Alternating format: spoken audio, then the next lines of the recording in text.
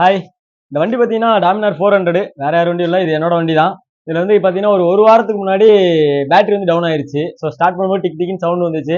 Battery வந்து 2021 பேட்டரிங்கிறதுனால சரி battery தான் போச்சுன்னு சொல்லிட்டு நானும் மாற்றிட்டு ரிட்டர்ன் சார்ஜும் செக் பண்ணேன். கிட்டத்தட்ட ஒரு 13.50 60 அந்த மாதிரி தான் வந்துட்டு இருந்துச்சு. சரி அதனால காயில் வந்து கம்ப்ளைண்ட் இருக்காது அப்படின்னு சொல்லிட்டு நானும் ஃப்ரீயாக விட்டுட்டேன்.